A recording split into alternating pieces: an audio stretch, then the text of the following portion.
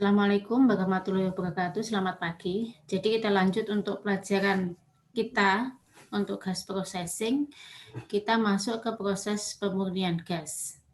Jadi untuk proses pemurnian gas secara umum, ketika kita punya raw gas atau raw material dari gas, kemudian akan kita jual sebagai sales gas, itu ada tiga proses pemisahan atau proses pemisahan secara umum. Yang pertama adalah proses separasi, kemudian yang kedua adalah purifikasi, dan yang ketiga adalah fraksinasi. Kalau separasi itu berarti adalah proses pemisahan secara biasanya ada 2 fase, kalau ada 2 fase atau 3 fase. Kalau separasi kedua fase berarti antara fase gas dan fase liquid. Kalau 3 fase berarti ada fase gas, fase liquid, dan padat. Biasanya kalau untuk yang raw gas di sini akan ada 2 fase, yaitu yang kondensat sama gasnya.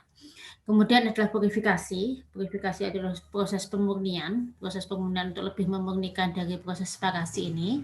Kemudian vaksinasi. Vaksinasi ini adalah untuk memisahkan gas berdasarkan fraksi-fraksinya. Misalkan dia adalah natural gas atau LPG, tergantung mana yang akan kita pisahkan. Kemudian baru kita jual sebagai sales gas. Kemudian untuk gas bumi, di sini tidak hanya dimanfaatkan sebagai sumber energi, akan tetapi dapat dimanfaatkan sebentar ya. Tetapi dapat dimanfaatkan sebagai akan tetapi dapat juga dimanfaatkan sebagai bahan baku industri petrokimia. Misalnya pabrik pupuk, pabrik metanol, pabrik amonia dan lainnya. Jadi di sini untuk gas bumi ini nggak cuma sebagai bahan energi, biasanya kalian ada metanol gitu. Metanol kan berarti metan kemudian diproses menjadi metanol, ya kan? Atau proses-proses selanjutnya. Biasanya kalau sudah proses di sini akan ada proses secondary prosesnya. Itu adalah untuk proses-proses lanjutan dari proses primary prosesnya. Kemudian apabila jarak antara sumber gas dengan industri pemakaian relatif dekat, maka gas dikirimkan melalui pipa. Akan tetapi, apabila jarak terlalu jauh, pembangunan pipa sebagai sarana transportasi gas akan sangat tidak ekonomis, sehingga dipakai tanker. Kemarin kita sudah sempat membahas ya. Jadi kan ketika kita akan mendesain sebuah perusahaan atau sebuah proses atau sebuah perusahaan atau sebuah refinery unit, itu pasti kita akan mempertimbangkan banyak hal. Yang pertama, selain dia adalah fitmu atau sumber gas bumimu itu apa, yang tidak kalah penting adalah di mana kalian akan mendistribusikan produk kalian. Jelas kalau dia lokasinya sangat dekat, ya berarti kalau dihitung itu pasti pipa itu akan lebih menguntungkan. Kenapa? Karena kan pipa itu hanya prosesnya kan sederhana, hanya butuh di pemasangan pipa, kemudian ada metering unitnya, kemudian ada kontrol-kontrol di beberapa titik. Sedangkan kalau kita harus menggunakan tanker, otomatis ada biaya tambahan. Yang pertama adalah harus butuh proses pengompresan, atau yang seperti kita tahu bahwa ketika kita mendistribusikan gas, otomatis tangkinya juga merupakan tangki khusus yang dia bisa menahan tekanan tertentu. Tetapi juga tergantung juga, tapi ketika dia di jarak pendek dia memang lebih menguntungkan pipa, belum tentu ketika jarak panjang kita juga nggak mungkin menggunakan pipa. Seperti contohnya adalah ketika kalian akan mendistribusikan gas dari Kalimantan ke Pulau Jawa atau dari Pulau Jawa ke Kalimantan. Ketika kalian akan menggunakan pipa, kalian harus memperhitungkan berapa banyak panjang pipa yang harus kalian lewatkan. Begitu juga belum ketika kita harus menyeberangi lautan. Desain pipanya pasti akan berbeda. Makanya di situ pasti pemilihan tanker dirasa lebih menguntungkan. Tapi kembali lagi, ketika kalian akan memilih pendistribusian dengan pipa ataupun dengan tanker, kalian harus memperhitungkan yang pertama adalah jaraknya, kemudian safety-nya, dan analisa ekonominya seperti apa. Itu adalah tiga hal yang kalian harus memang benar-benar mempertimbangkannya, meskipun nanti akan tetap ada beberapa pertimbangan lain yang harus kalian penuhi juga. Jadi biasanya kalau sudah mendesain sebuah peralatan, perancangan, kemudian unit operasi, itu memang tidak sesimpel yang kita bayangkan. banyak faktor-faktor yang harus kita pertimbangkan atau yang harus kita perhatikan supaya apa namanya faktor safety, ekonomi dan yang lainnya itu juga tetap terpenuhi seperti itu. Kemudian next selanjutnya, gas cair yang dikirim dengan tanker harus dicairkan terlebih dahulu agar dalam volume yang sama dapat memuat gas cair yang lebih banyak. Jadi kan seperti kita tahu ya, kalau kita dalam bentuk tanker, kita nggak mungkin mengirim gas itu dalam fase gas. Tetapi kita pasti akan mengirimnya menjadi fase liquid atau fase cair. Di sini adalah kenapa di sini disebutkan dalam volume yang sama dapat memuat cairan yang lebih banyak. Otomatis ketika kita kompres, dia akan bisa menekan ketika ditekan. Otomatis kan gas tersebut akan berubah fase menjadi cair.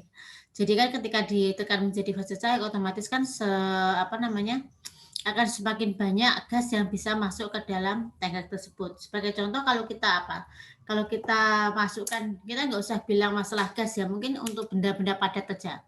Benda-benda padat kalau kita press, otomatis dia akan mempunyai jumlah yang lebih banyak dibanding dengan yang tidak kondisi di press, kan seperti itu. Kemudian gas bumi atau natural gas yang keluar dari sumur belum merupakan produk komersial karena masih mengandung komponen-komponen yang tidak dikehendaki atau impurities, misalnya hidrogen sulfida atau H2S, karbon dioksida, air, dan merkuri. Jadi karena dia masih mengandung komponen-komponen yang tidak dikehendaki, otomatis harus ada proses selanjutnya. Nggak bisa ketika kita bilang kita menjual gas alam atau natural gas gitu, terus dari mulut sumur kemudian kita jual. Otomatis biasanya kan ketika seorang pembeli akan membeli produk kita, otomatis mereka akan mempunyai spesifikasi tertentu yang harus dipenuhi. Misalkan berapa persen atau berapa ppm H2S yang terkandung, kemudian berapa persen karbon dioksida yang terkandung air dan merkurinya, kan seperti itu. Tetap mereka punya spesifikasi khusus yang harus kita penuhi. Kemudian di sini, kenapa sih kita kok nggak boleh ada hidrogen atau H2S? H2S itu kan asam kuat ya. Ketika H2S itu nanti dia akan bisa menyebabkan terjadinya gerak, karena adanya gerak ketika dia bereaksi dengan air, otomatis dia akan menyebabkan terjadinya kebocoran pada pipa-pipa kita. Makanya di sini harus kita hilangkan di sini. Kemudian keberadaan impurities tersebut tidak dikehendaki karena dapat menyebabkan kesulitan operasional dan menurunkan heating value dari gas. Kesulitan operasional di sini juga maksudnya adalah ya tadi kalau memang terjadi pengendapan seperti merkuri, H2S, kemudian terjadi gerak-gerak, otomatis kan dia akan menghambat sebuah proses. Misalnya di pipa selain terjadi kebocoran kan otomatis contoh paling gampang ketika kalian merebus air itu kan ada kerak ya biasanya di bawah, berarti kan otomatis semakin lama keraknya semakin menumpuk, berarti kan volumenya tidak sesuai dengan yang awal, volume awal yang kita desain. Kalau sudah lama-lama kerak itu kan juga akan menyebabkan kebocoran. Kemudian menurunkan heating value dari gas. Heating value kan nilai pembakaran ya. Ketika kita mempunyai gas alam yang mempunyai impurities tinggi, otomatis kan harusnya ketika kita sebagai contoh ketika murni, gas alam murni seperti C1, C2 dia mempunyai heating value 200 misal. Ketika ada penambahan CO2, H2S maupun uap air di situ, otomatis heating value-nya tidak akan sampai 200 karena contoh H2S air di situ kan dia mempunyai heating value rendah dan justru mempunyai kecenderungan untuk menurunkan heating value dari natural gasnya atau C1 C2-nya. Makanya di situ memang harus dihindari. Kemudian untuk memperoleh gas yang memenuhi syarat yang ditentukan oleh calon pembeli gas atau pihak lain, maka gas bumi harus diproses terlebih dahulu untuk menurunkan kandungan impurities sampai batas-batas tertentu. Sama yang sudah saya bilang tadi, setiap pembeli atau konsumen pasti mereka mempunyai spesifikasi barang yang ingin mereka beli itu. Jadi patokannya selain aturan dari Dirjen Migas biasanya adalah request dari pembeli, karena kan tetap kita tetap harus melayani pembeli. Misalkan customer A dia ingin CO2-nya, kadar CO2-nya 5% nggak masalah. Tapi kan kemudian di customer B mungkin dia menginginkan CO2 2%, karena kan kembali ya, ketika kita akan melakukan proses pengolahan gas atau proses di refinery unit atau di secondary, di primary maupun secondary, otomatis kan alat-alat itu mempunyai desain yang berbeda. Misalkan pabrik A dia memang mampu mengolah CO2 dengan batas maksimal 6%, berarti kan 5% mereka masih bisa nerima. Tapi kemudian di pabrik B ternyata mereka adalah alatnya dia hanya mampu memproses CO2 itu dengan kadar 3%. Otomatis kan mau nggak mau mereka harus bahan bakunya harus mempunyai kadar CO2 yang lebih rendah, seperti itu. Kemudian secara keseluruhan, proses penurunan kandungan impurities dari gas bumi disebut sebagai proses pemurnian gas. Jadi semua proses untuk penurunan kadar impurities, entah itu CO2, H2S, kemudian airnya atau logam beratnya seperti merkuri, timbal dan yang lainnya, semua proses penurunan kandungan impurities di sini adalah disebut sebagai proses pemurnian gas. Itu. Ada pertanyaan sampai di sini sebelum saya lanjut?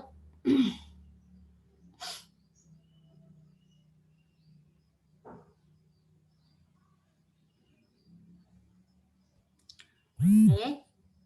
Kalau nggak ada saya lanjut ya. Jadi untuk jenis proses dalam pemurnian gas, ini ada beberapa jenis. Yang dimaksud dengan proses dalam pemurnian gas adalah semua perlakuan terhadap gas yang meliputi, yang pertama adalah pemisahan gas dari cairan. Jadi kalau ada di situ ada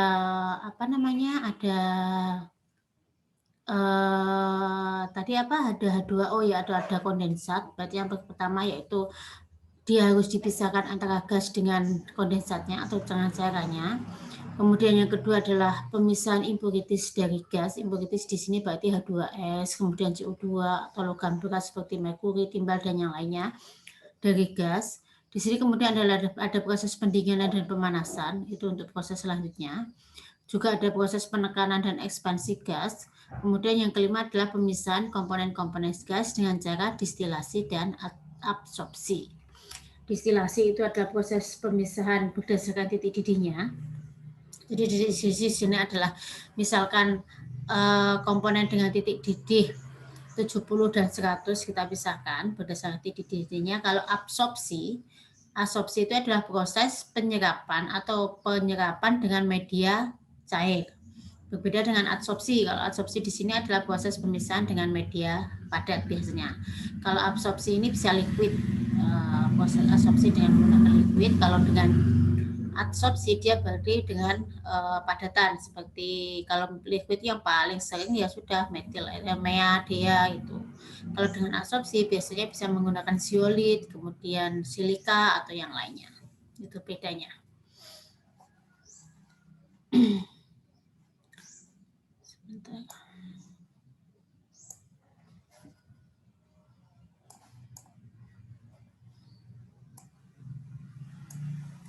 Oke, saya lanjut. Jadi untuk jenis proses di lapangan gas, di sini jenis proses gas yang ada di lapangan setiap lokasi atau prosesnya tidak sama. Jadi kan seperti yang kita tahu dia tidak cuma untuk sebenarnya ketika kita bicara masalah lokasi, nggak cuma masalah natural gas atau gas alam atau mungkin minyak bumi, tapi semua jenis paling gampang adalah kandungan. Misalkan ketika kita bicara masalah produksi ya, kelapa sawit misalnya, kelapa sawit yang ditanam di daerah Aceh dengan yang ada di daerah Kalimantan itu pasti mempunyai spesifikasi yang berbeda, walaupun itu nggak akan jauh-jauh beda mungkin, tapi pasti akan ada sesuatu yang berbeda karena lokasi dimanapun atau di setiap lokasi itu pasti akan mempunyai karakteristik yang berbeda, apalagi untuk gas alam maupun minyak bumi. Jadi jangankan untuk lokasi yang berjauhan, misalkan sumur A dengan sumur B di lokasi yang seperti contoh di Bojonegoro dan di Cepu itu adalah cuma dia tidak begitu jauh lokasinya, tetapi dia mempunyai karakteristik yang sangat berbeda. Yang satunya adalah yang sweet gas, yang satunya adalah sour gas. Di Bojonegoro itu kecenderungannya dia mempunyai komposisi H2S yang tinggi. Sedangkan di daerah Cepu dia mempunyai kandungan H2S yang relatif lebih rendah atau lebih beda banget malah. Jadi kalau yang jadi di sini kita ketika kita akan membangun atau mendirikan sebuah perusahaan atau melihat atau akan mendesain sebuah proses, hal yang awal yang harus kita ketahui adalah komposisi dari masing-masing sumur. Karena komposisi dari sumur tersebut akan mempengaruhi pemilihan alat dan proses yang akan kita gunakan. Nah, seperti itu. Kemudian di sini untuk lapangan proses yang ada di lapangan itu tergantung beberapa faktor. Yang pertama adalah produksi gas yang diinginkan, produk gas yang diinginkan. Jadi produk gas yang diinginkan itu tadi adalah merefer selain dari aturan dari Dirjen Migas, yang kedua adalah dari konsumen. Produk apa sih yang diinginkan oleh konsumen kita? Kemudian yang kedua adalah komposisi hidrokarbon dari natural gas. Ketika kita sudah mengetahui komposisi hidrokarbon dari natural gas, misalkan nih di sumur A dia mempunyai kadar C1 sampai dengan C5. Tapi di sumur B dia mempunyai kandungan C3 sampai dengan C8. Otomatis kan di sini akan beda ya. Ketika kita akan memproses C1 sampai C5 kan otomatis hanya kita akan memisahkan antara natural gas kemudian dengan LPG. Tetapi kemudian ketika kita akan ada C3 dengan sampai C8 misalkan, otomatis kan kita pertama harus memisahkannya fase gas. C2, C3 dan C4 sebagai LPG, kemudian C5 dan C sampai C8 akan kita pisahkan berdasarkan vaksinasinya. Akan kita bikin apa nih antara C5 sama C8-nya? Itu kembali tergantung pada keinginan kita atau proses yang akan kita ambil. Kemudian yang ketiga yaitu jenis impurities yang ada. Otomatis kan ketika impuritasnya hanya kondensat, kita nggak bisa mentreatment dengan adanya misalkan di adanya H2S di situ. Tapi begitu juga ketika di sumur A dia mempunyai kandungan H2S tinggi tapi dia tidak kandungan kondensatnya kecil, pasti akan berbeda ketika yang sumur B dia tidak mempunyai kandungan H2S tapi kondensatnya tinggi. Kan tetap prosesnya akan berbeda dari kedua jenis sumur tersebut. Ada pertanyaan sampai di sini? Oke, kalau nggak ada saya lanjut.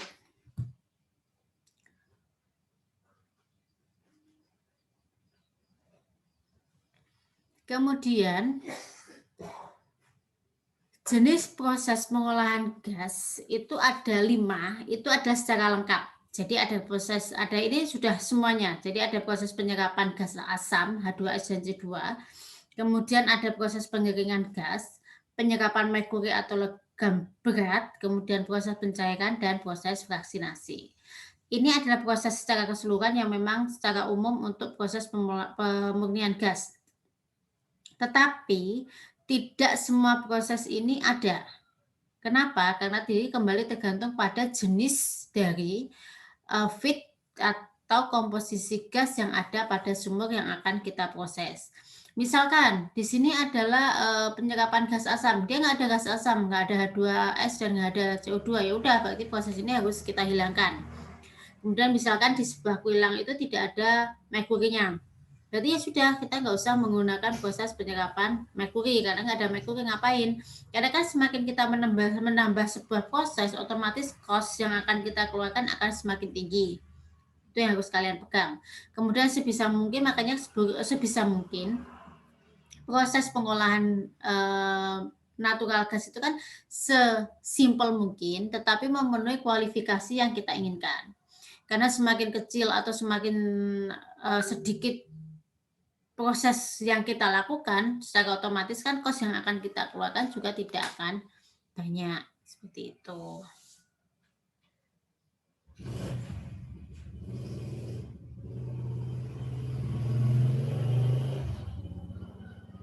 Sebentar ya.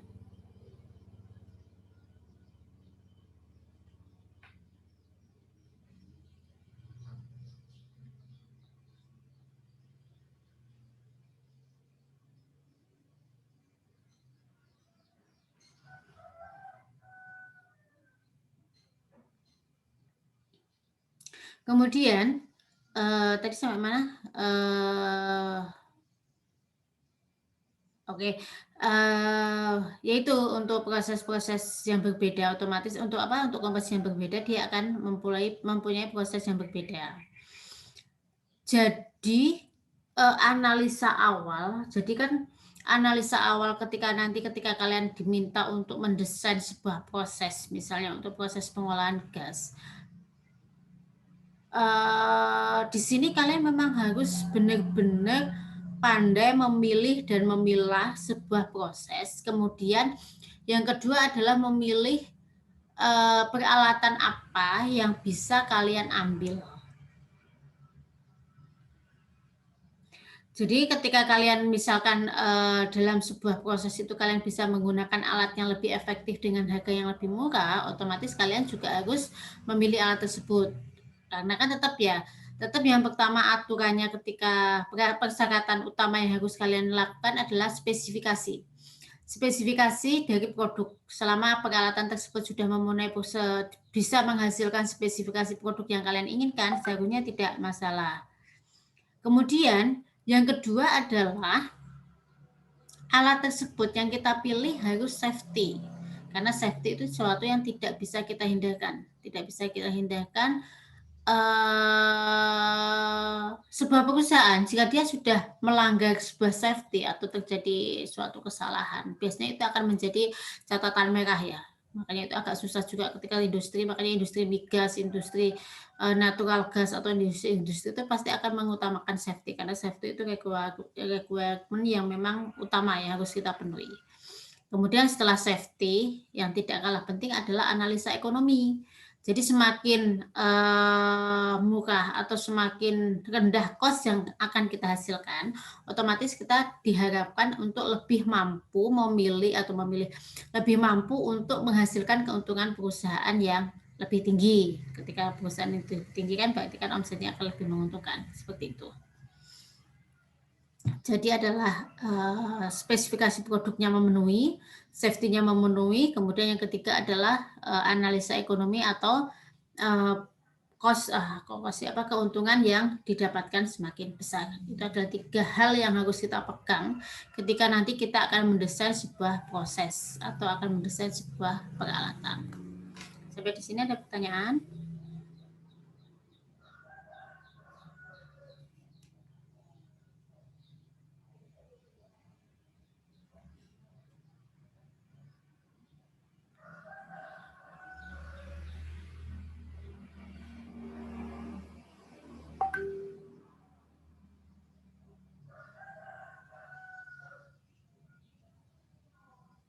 Ada pertanyaan sampai di sini?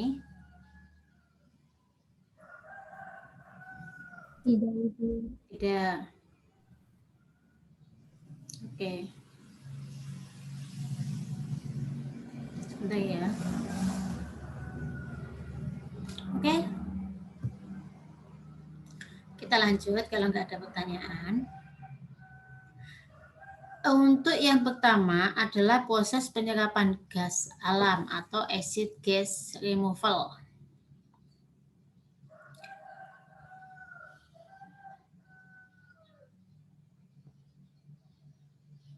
Natural gas yang kandungan gas CO2 dan H2S tinggi harus diturunkan sampai batas tertentu sebelum gas dikirim ke industri melalui pipa. Gas CO2 dalam natural gas akan menurunkan nilai kalor gas. Bila bereaksi dengan air akan membentuk asam yang bersifat korosif. Jadi sebelumnya tadi kan sudah saya jelaskan dari awal ya. Di sini kan sebuah minyak atau natural gas atau gas alam di sini ketika dia mempunyai kandungan CO2 dan H2S, dia memang harus diturunkan. Karena apa? Yang pertama H2S itu adalah bersifat asam. Bersifat asam di sini selain dia korosif atau mudah terjadi korosi, dia juga jika terjadi pembakaran dia akan menyebabkan apa istilahnya?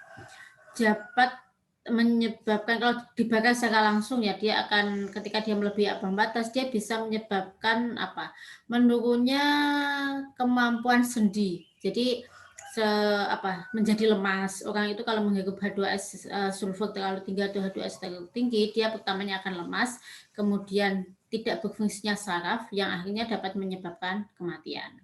Itu untuk H2S. Kemudian sebenarnya H2S ini dia mempunyai densitas yang lebih tinggi daripada udara. Otomatis kan ketika dia mempunyai densitas yang lebih tinggi dari udara, dia akan berada di permukaan dasar tanah. Mungkin saya dulu pernah membahas masalah itu. Jadi dia akan berada di permukaan tanah secara langsung.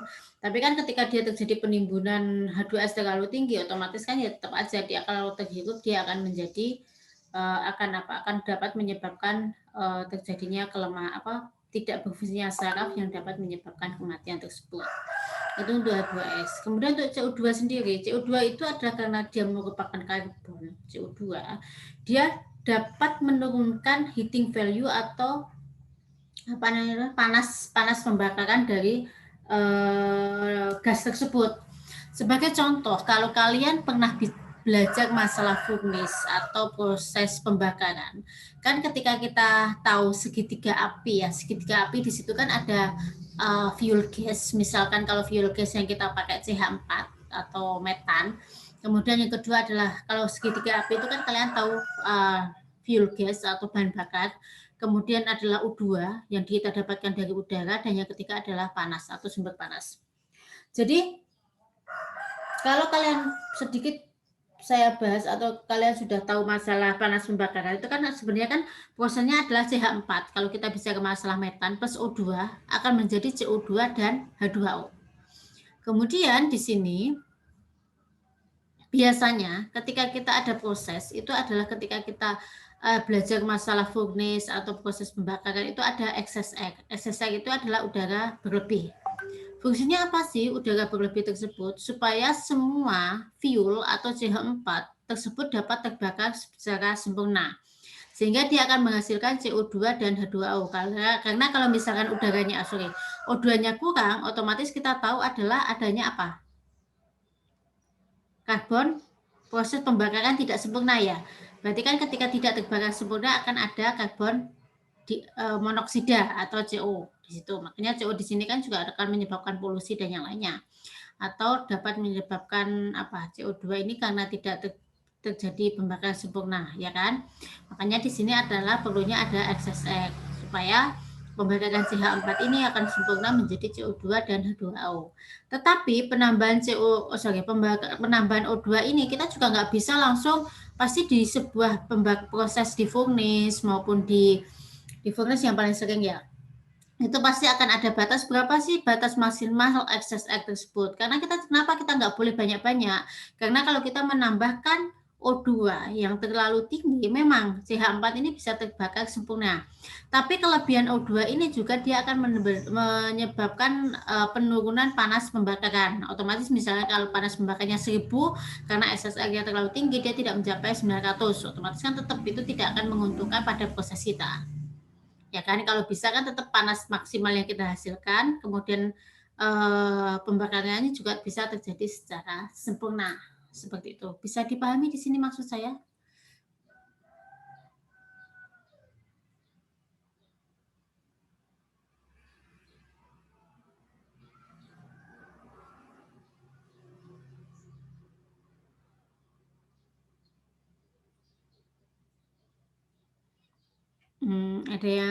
Ada pertanyaan dari si penjelasan saya bisa dipahami ya. Makanya kenapa di sini kalau juga CO2 yang berlebihan dia juga bisa menyebabkan Bisa menyebabkan penurunan kalori atau nilai pembakaran di sini. Bisa dipahami ya sampai di sini ya. Kemudian untuk CO2, kemudian untuk gas H2S bersifat korosif dan beracun dan akan menimbulkan bau yang tidak sedap. Sudah dari awal dari tadi sudah saya sebutkan bahwa H2S itu dia karena bersifat korosif, otomatis dia kalau tidak kita hilangkan pasti akan menyebabkan korosi pada perpipaan. Otomatis kan korosi itu bagaimanapun juga korosi itu kan tidak sesuatu yang tidak kita inginkan ya. Karena apa? Karena nanti juga perpipaan tersebut akan menjadi mudah rusak dan yang lainnya.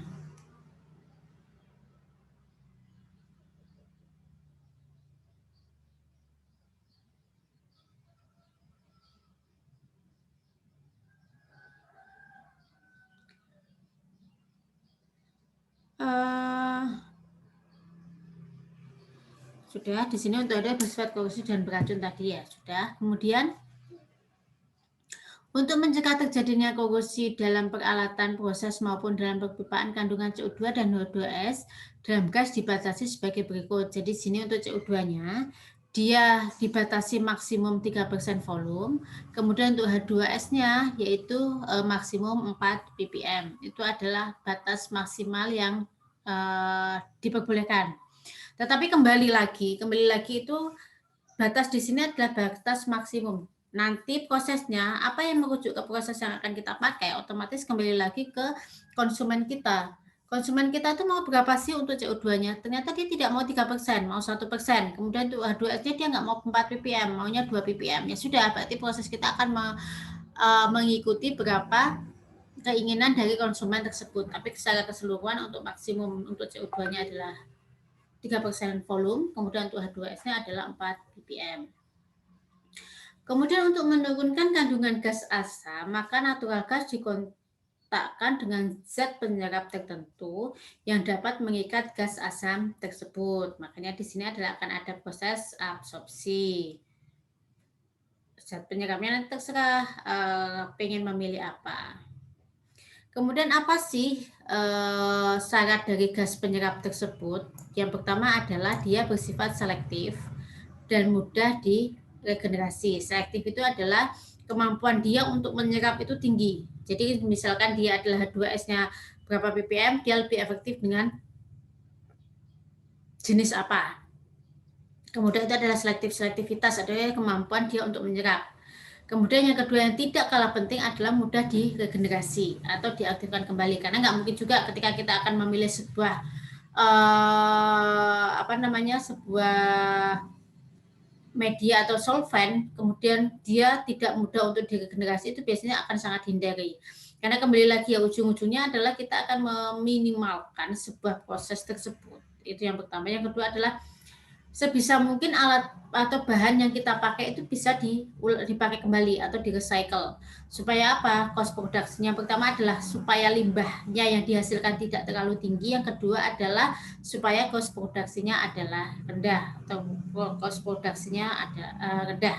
Itu ada dua alasan. Makanya sebisa mungkin setiap bahan, peralatan ataupun apapun yang kita gunakan di sebuah proses itu adalah sesuatu yang memang tidak sekali pakai atau reuse ya, bisa digunakan lagi secara berulang-ulang. Walaupun mungkin misalkan untuk ketika kita menggunakan solvent pada proses absorpsi, tetap kita akan membutuhkan proses make up. Tapi walaupun kita make up kan kebutuhannya tidak akan sebanyak ketika kita solvent tersebut langsung sekali pakai. Jadi kita pakai, kemudian kita regenerasi, kita gunakan lagi untuk proses absorpsi. Jika dimungkinkan dirasa untuk kurang total dari solventnya, kita tambahkan dengan make up solvent dan yang lainnya. Seperti itu. Bisa dipahami? Untuk di sini ada pertanyaan atau ada sesuatu yang mau dibahas atau ditanyakan, silahkan. Ini, ada pertanyaan enggak? Kalau enggak ada, kita lanjut ya.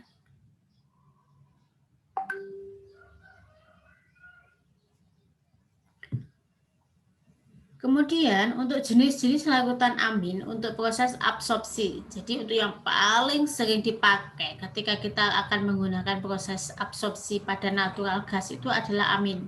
Tapi amin di sini juga akan banyak jenis-jenis amin yang bisa kita gunakan. Jadi tadi yang seperti kita lihat, kita bahas sebelumnya, bahwa ketika kita memilih jenis amin apa sih yang akan kita pakai. Yang pertama adalah, yang paling penting adalah selektivitasnya. Kemampuan dia untuk menyerap dari impurities itu seperti apa.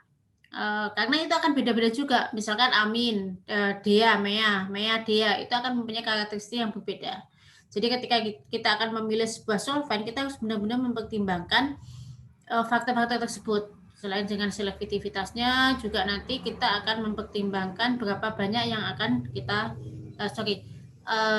proses regenerasinya seperti apa.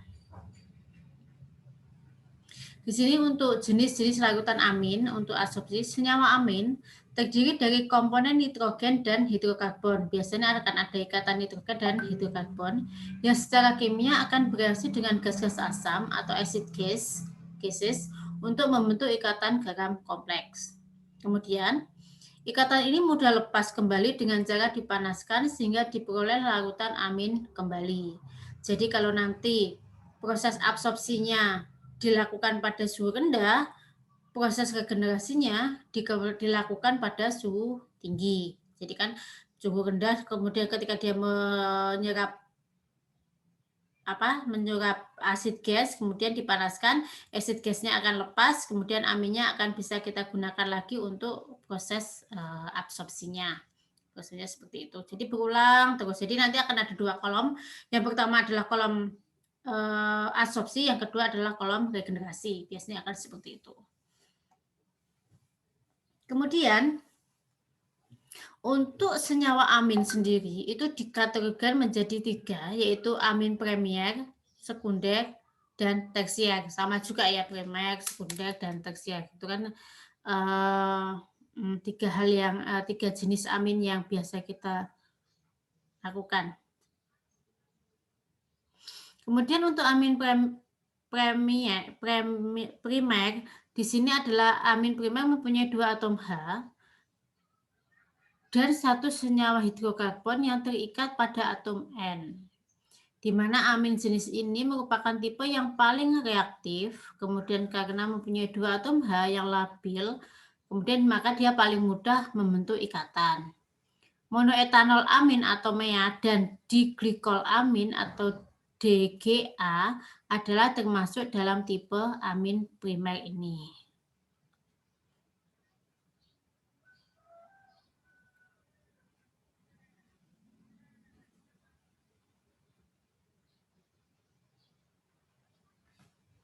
Kemudian yang kedua adalah amin sekunder.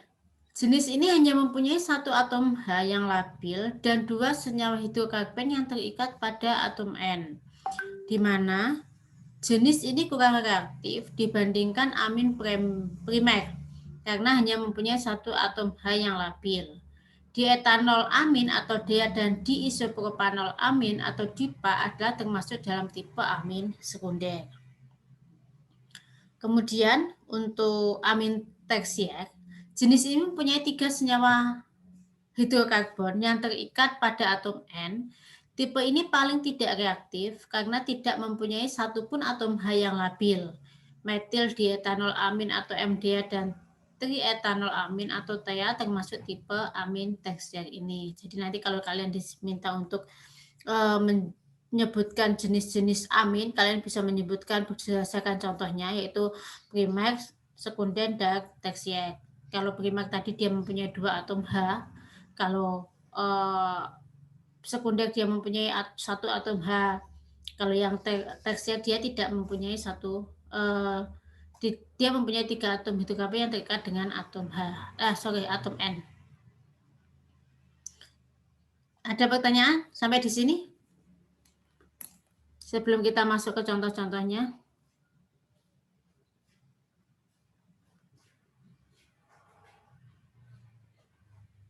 Ada pertanyaan? Ada sesuatu yang mau didiskusikan? Kalau enggak, kita break 10 menit ya. Iya, Ibu. Oke, kita break 10 menit, nanti kita lanjut lagi.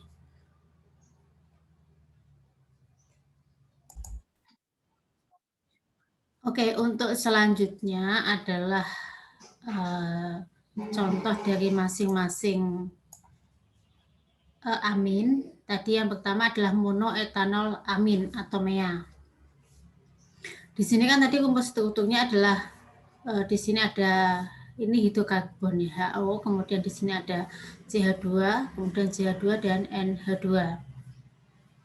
Untuk MEA sendiri di sini umumnya diperlukan pelarut MEA sekitar 15-20% berat. Kemudian kemampuan untuk mengikat gas asam sekitar 0,25-0,40 mol per mol amin. Dari setiap 0,25 mol gas, dia dibutuhkan mol amin, sepengmol amin di sini.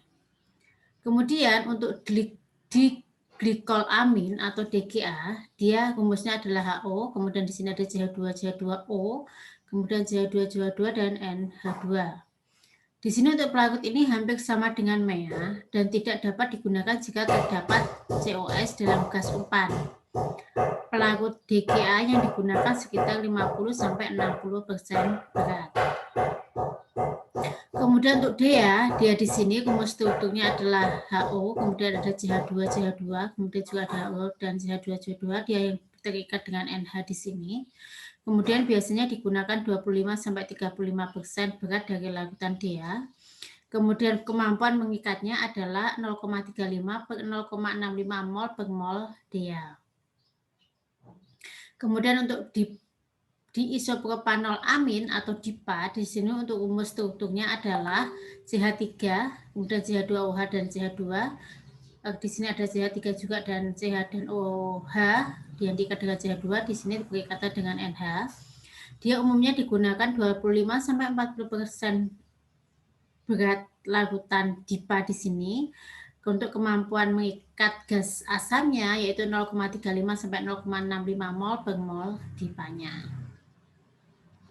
Kemudian untuk metil dietanol amin atau MD ya, ini adalah untuk rumus strukturnya. Di sini ada CH2HO dan CH2 berkaitan dengan CH2CH2. Kemudian di sini berkaitan dengan N dan CH3. Kemudian di sini umumnya digunakan 40-50% berat larutan MDA dan gas ini gas asam yang mampu diikat yaitu 0,10-0,90 mol per mol MDA-nya. Kemudian untuk metil dietil amin atau MDA, keuntungan MDA adalah tidak akan mengalami degradasi saat terdapat CO2, COS, dan CS2. Dapat digunakan untuk menghilangkan kadar H2S yang tinggi dari gas yang mengandung CO2 dan H2S. Kadar penguapan sangat rendah, biaya pemakaian lebih rendah dibandingkan dengan MEA. Di sini untuk MDA. Kemudian jadi untuk sekian banyak jenis jenis dari amin tadi, nanti ketika kalian akan memilih terserah, belum tentu juga karena biasanya kan setiap solvent di sini dia mempunyai harga yang berbeda-beda ya. Semakin dia selektivitasnya tinggi, kemudian dia lebih banyak menyerap gas asam, otomatis kemungkinan dia akan mempunyai harga yang jauh lebih tinggi daripada yang solvent yang lainnya. Makanya tadi dari awal saya selalu bilang bahwa ketika kita akan memilih solvent, kita harus tahu kebutuhan kita tuh apa sih. Kalau memang spesifikasinya nggak terlalu tinggi, kita nggak perlu memilih yang tinggi. Misalkan kita hanya membutuhkan proses penyerapan CO-nya, CO2-nya dia rendah. Kita nggak perlu pakai MD ya di sini. Karena otomatis setiap solvent yang berbeda, dia mempunyai harga yang berbeda. Karena ketika kita akan memilih sebuah peralatan kan ujung-ujungnya kembali ke mekanisme ke keuntungan ya atau ke margin keuntungan secara keseluruhan dari proses. Sebisa mungkin adalah kita mendapatkan keuntungan besar tapi dengan kalau selama pemilihan spesifikasi peralatannya sudah memenuhi ya sudah itu yang kita gunakan.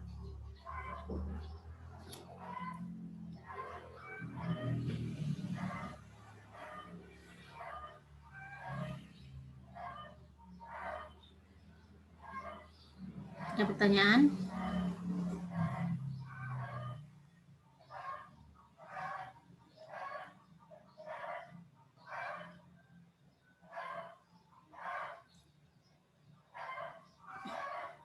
Kalau nggak ada, saya lanjutkan. Ini adalah untuk mekanisme reaksinya. Jadi, untuk proses mekanisme reaksinya itu adalah reaksi yang terjadi antara larutan amin dengan gas asam. Dia adalah reaksi bolak-balik atau reversibel. Kenapa dia di sini? Karena reaksi bolak-balik atau reversibel, makanya kenapa dia bisa diregenerasi. Kalau dia hanya satu arah atau fleksibel, otomatis dia tidak bisa diregenerasi. Kemudian mekanisme reaksi antara gas asam dengan larutan amin secara umum dapat dituliskan sebagai berikut. Dia CO2, kemudian diadsorb dengan amin, dia akan membentuk ikatan amin dan CO2. Begitu juga dengan H2S. H2S kemudian dia direaksikan dengan amin, dia akan membentuk ikatan amin dan H2S. Sini. Kemudian reaksi ke kanan adalah reaksi gas. Oh ya, di sini kan ini dia kan ke kanan. Ketika dia CO2 menjadi amin, dia berikatan menjadi amin dan CO2. Kemudian ke kiri, dia menjadi amin CO2, dia diregenerasi akan memisah antara amin dan CO2-nya. Begitu juga dengan H2S-nya. Ketika H2S direaksikan dengan amin, dia akan akan berikatan antara amin dan H2S-nya. Kemudian ketika dia diregenerasi atau dipisahkan, dia akan kembali memisah antara amin dan H2S-nya. Kemudian reaksi ke kanan adalah proses absorpsi gas asam oleh larutan amin. Berlangsung di kolom absorber, sedangkan reaksi ke kiri atau proses desorpsi, yakni proses pelepasan gas asam oleh larutan amin, berlangsung di kolom stripper.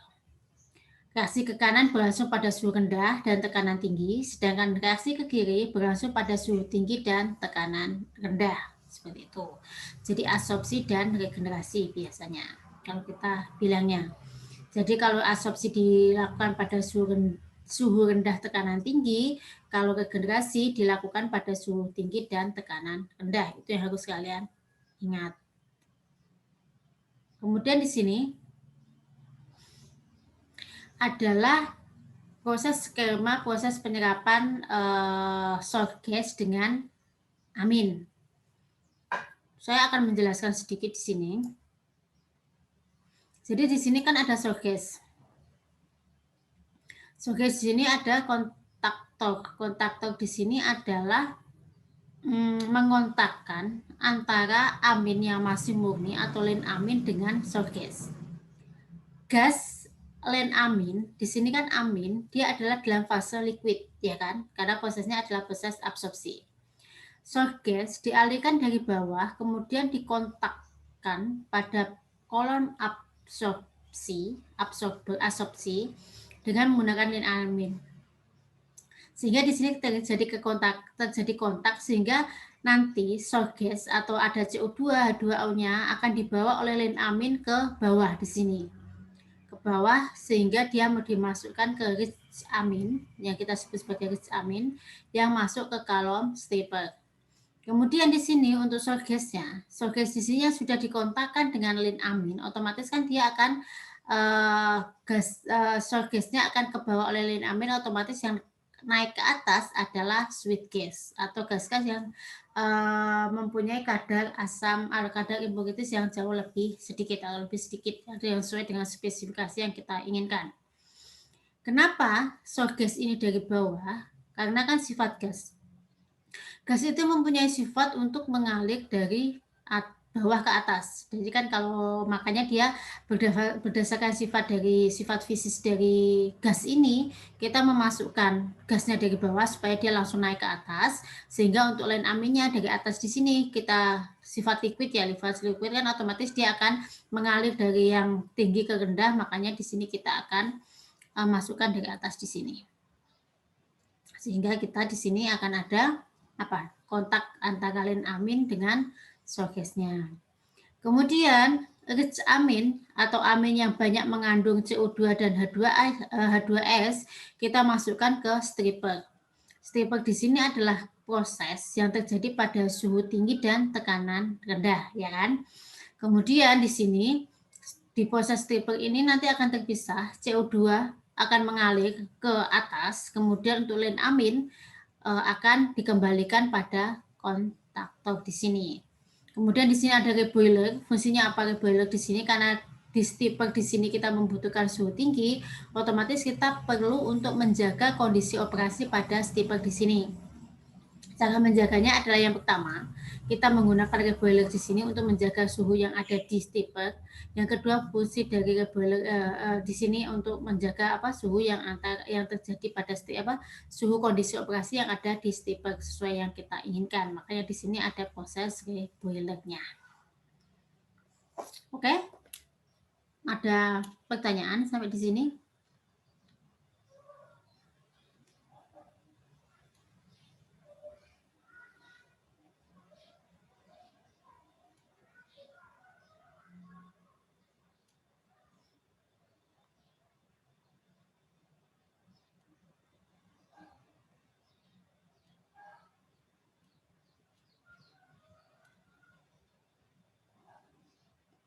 Ada pertanyaan? Kalau nggak ada, saya lanjut.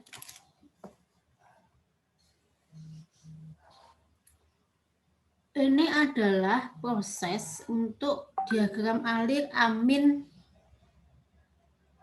treating.